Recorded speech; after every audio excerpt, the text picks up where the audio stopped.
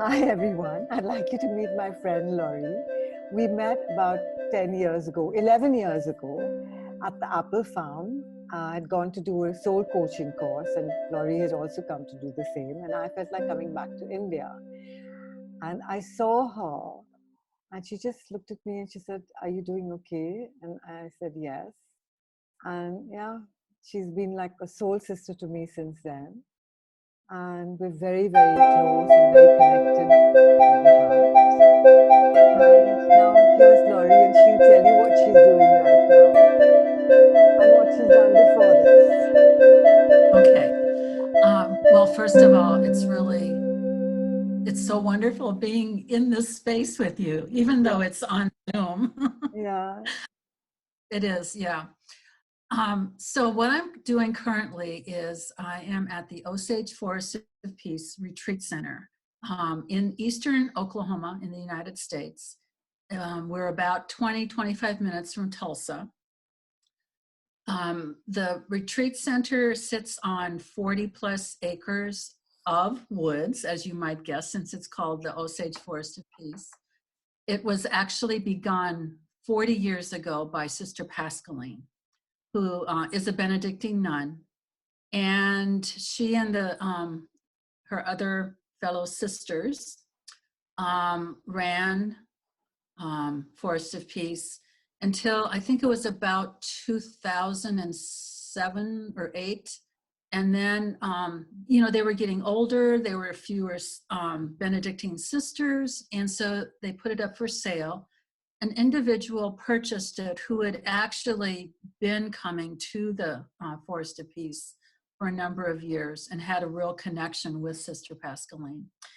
And so he purchased it, and then 2 years later turned it over to the nonprofit board. Okay. And that is what our structure is now. We have a labyrinth, which is right outside my office window. And we also have a Zen garden, and we have 3 miles of hiking trails. So while we are closed, because we have cabins for either individual retreatants to come for overnights, several days. We even have residencies where if people want to come and ride or create some other kind of art, they can do that. But we also have group retreats here that cover a wide range of subject matters. But anyway, so I have been the director here since the beginning of January. And interestingly, what Nandinii was alluding to was that prior to my time here, I was in Seva at Paramahanikotan Ashram in Rishikesh, India, for over 3.5 years. And I tell people that being in Seva is like being a volunteer on steroids. Many people think that they want to be in Seva, but it's actually, it is very rigorous practice. And Puja Swamiji, Chidanand Saraswati Ji, who is the spiritual leader of Paramahanikotan, says that, or his belief is that Seva is the highest form of sadhana or spiritual practice. And having done that, I think I probably agree with him. Interestingly, the connection, one of the connections of India to where I am now is that Sister Pascaline spent a year in India and with Father B. Griffiths. He was at a Christian ashram there in South India, and loved it so much that she came back to the US and started Osage Forest of Peace. That's And lovely. And since the lockdown, what have you been doing? well, there's a couple of staff and I that live at the forest.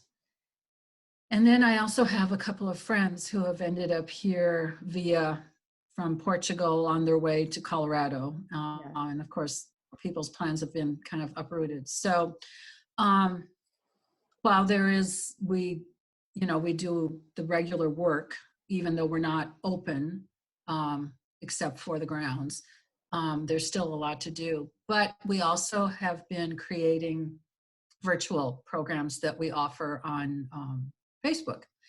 And that is anywhere from for about 30 minutes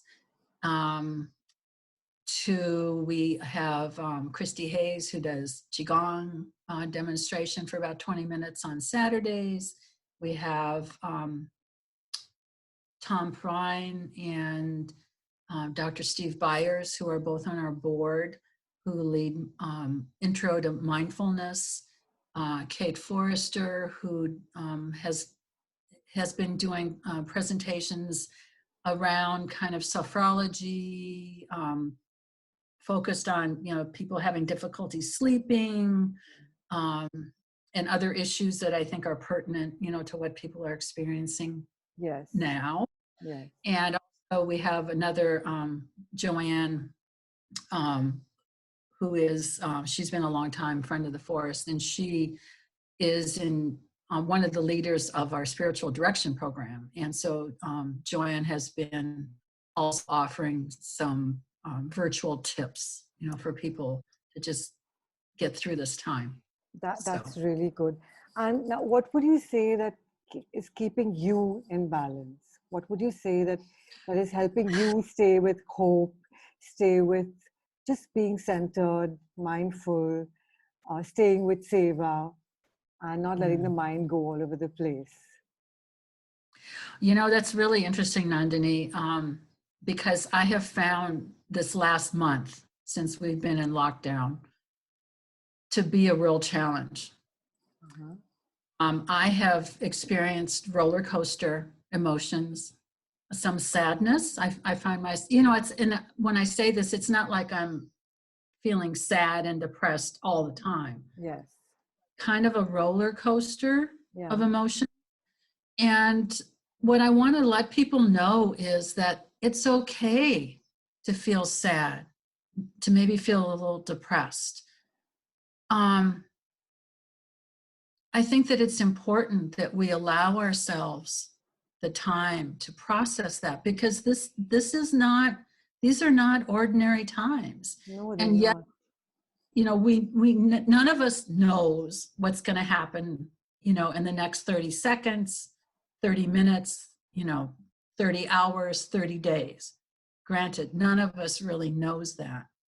But we have all been uprooted, upended, not by choice. And of course, most of the time, we don't necessarily always have a choice. Yeah. We do obviously have a choice in our response. Yes. And so I think that what's been helpful for me is just to, for one thing, is to be offering the meditation every morning at 7. Because for one thing, I'm not a morning person. But it helps to also ground me. Yes. And to also be offering that. Yes. To be of service to others, because I know that it is helpful. And so I think that that's also key, is to get out of our head. Yes. And to be of service, to always have that mentality, that to think of others. But it's also important that we take care of ourselves at the same time. And how are you taking care of yourself? It's really nice, because Robert, who is one of my friends who's staying here, he cooks for us, and he's cooked very nutritious meals. And I think that that's important, and I think also maintaining a schedule. Yes. It's those kind of regular things that, so that when we are feeling maybe a little bit sad, that we have the regular aspects to our life that can kind of ground us. Yes. So, yeah. So what kind of food does he cook? Mm, it's just a lot of like, with greens and garlic, onion. It's not Sophic, but Yeah. but yeah, it's just, it's very healthy, fresh veggies and so I think it's also that's good because it's we're then conscious of what we're putting into our bodies. Yes. And I was thinking about this in the last 48 hours or so, that I get quite a bit of exercise because, for instance, my office is probably about half a block or so away from the main house. And then my cabin that I live in is like on the other end of the retreat center, so there's a lot of walking, but I think I would like to probably start incorporating where maybe after the meditation that I lead in the morning, I go on a walk, say for 30 to 60 minutes or something. I'm kind of feeling like I need to do that. So are you making a commitment here to do it? I think maybe I will. Yeah, I think so. I have to check in with you, right? Yeah. Yeah, I send you a message. Hey, Laurie, are you walking? Yeah. That's good. We all need accountability, right? Yes, of course. Yeah. Yes. And as you said at this time, that scheduling is very important. If you have that little routine every day, it helps the mind, it just helps everything. And, like I have a routine, I get up in the morning and I do certain things. And even though I can't leave the house because we're locked down and locked in, I walk around the house, I do my yoga, and there's cleaning and there's cooking. And I think that all that makes a big difference. Your time for prayer, your time for meditation, your time for chanting. I think it's very helpful to have a schedule, to have a structure in your day. Well, and I think also one of the things, because I was thinking about, what I wanted to make sure that I expressed in my time here with you is that I think this is also, it's a real opportunity and a privilege for those of us because we have more in our life than many people who are also experiencing this. But for those of us, it is an opportunity and privilege for us to look at what's working and what's not working in our lives. Yes. And and to just give some thought to that, and then this will end some way. I'm not sure how, what it's going to look like. Yeah. But I think that if we have given some thought to that, then we can use this to really better create, the life that we want to be living. Yeah, that's very important, to better create the life that you want to be living. Use this time well to think about that. Yeah, because we have slowed down, and it's really time to reset what we've been doing out there in the world for everyone. It's so fascinating to, like, for instance, I've been in touch with some people in Rishikesh, and while Ganga is cleaner there than further down, they said it's just amazing, how clear. And then you hear about, like the dolphins in Venice, Yeah. swimming, and people seeing whales that, they haven't seen in ages. And the pollution, my understanding is like the pollution, I think like in Delhi is, it's like 30% better or something. And Delhi is 60 and Bombay is 34. that's just amazing, Yeah. Yeah. And so animals are kind of reclaiming, but what I think that again shows is what is possible. Yes. No, we can't, this is not sustainable, but it does show us what is possible. And and I think that hopefully we can, going forward, use that to, as I said, better create the world that we want to live in. Yeah. And if you think about the word hope, what does it bring up for you? Hope. You know what? We have to have hope. Yeah. Because if we don't have hope, then nothing seems possible. Exactly. Hope isn't easy, but it is possible. Yes. Yes. Yeah. Like I keep telling everybody, I'm an illogical optimist. I'm just an illogical optimist, and that's it, because I hope all the time, because against all odds, against all logic, there is hope. And at every given time, as you said, we have no idea what's going to happen. We have no idea what's going to come of all this. But in any case, we have no idea. Right. Yeah, exactly. Yeah. Whether we had coronavirus or not, right? Yeah. I mean, hello, wake up and smell the coffee. The minute you're born, Yeah. you have no idea. But this I think has really given us an opportunity for a reset, Because and it slowed you down and forced you inside. yeah. And I think that, and hope is, it's integral, because I think regardless of, like how bad a situation may seem, you can always look for that little flicker of light. Yes. And focus on that. Rather than, I think part of, I think what I'm sensing is that, and again, is the unknown. And yes, I mean, there's always the unknown. Yes.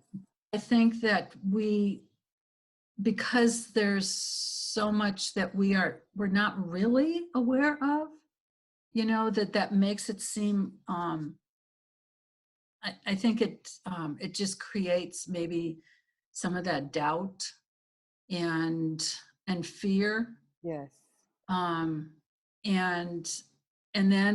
And then if people are listening to the news and to reading whatever is out there, whether it's true or not, it just breeds that fear. Yeah. And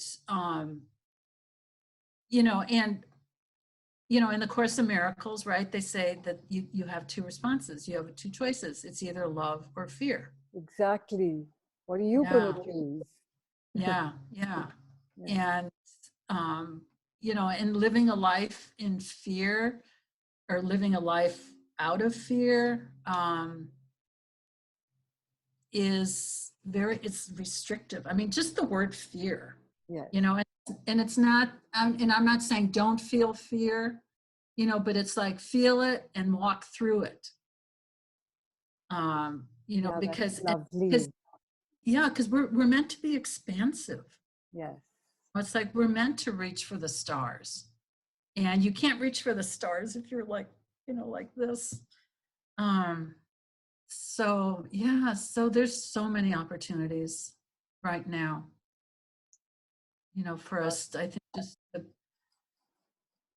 just to continue blossoming and blooming and shining, and I think that's what's important to focus on, are the opportunities. Yeah, I love what you said. We're meant to be expansive. So go out there and reach for the stars. Yeah. It brings tears to my eyes. Yeah. Yeah. Yeah. We just don't be in that small little space in there, because we really are. We are the world. We're all the world. Exactly. Yeah. Yeah. We are the water, we are the Sky. soil, yeah, the air. Yeah. Yeah. Mm. Hmm. Yeah. That's beautiful. Thank you, my darling friend. Oh, thank you. This has been lovely. Yeah, it's really been lovely. It's been very, very special. And I hope all of you find it special. Because this is the time for this, to go within, to feel that love, to come out of fear and drown in love and feel totally expanded.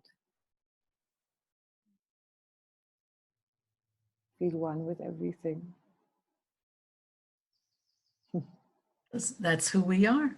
Yeah.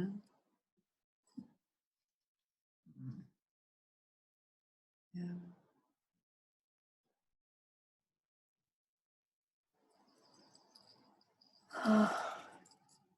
So, any last thoughts? That was beautiful, Laurie. Mm. Yeah, I think, to me, the spiritual path is really just the remembering of who we are. And in times like this, as we were saying, we're just given more opportunity to remember and to put that into practice. And it doesn't have to be, huge earth-shattering kinds of things. It starts with the decisions that we make in terms of, am I going to be kind? Am I going to be kind to myself? Am I going to be kind to you? Am I going to be kind to the person, at the grocery store? Am I going to be kind to, my coworkers who, maybe, trigger something in me? So I think it really does start with just those day-to-day, moment-to-moment sometimes interactions. And, and then just carrying that forward. And then when we find ourselves with all of the cumulative moments and actions that we've taken, then it does get easier to be who we are. Yeah. Who we're meant to be. Yes.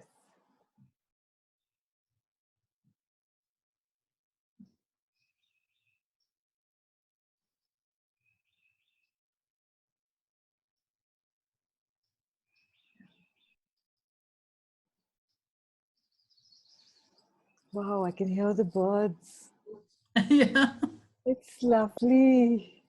Yes. Yeah. Even they're singing a song of love for us. Yeah. And it was so funny this morning. I don't know, in the last day or two, I was commenting because we have deer that are on the property. And I was saying I hadn't seen the deer in a while. And this morning, on my way from my cabin to the main building to lead the meditation, there were the deer. Oh, how beautiful. So there were, I think I saw about 6 or 8 of them. So, and I have a kind of a funny little anecdote to tell you. We have different statues, around the forest. And one of them is of St. Francis. And he is, he's holding like a bowl, which we've put water in, for the animals. And there is one squirrel that we have that licks St. Francis's face. I mean, yeah, it's just really interesting. And then yesterday we noticed that there were like 2 caterpillars that were on his face. You know, so it's, yeah, there's just very magical things that happen. Oh, lovely. Mm.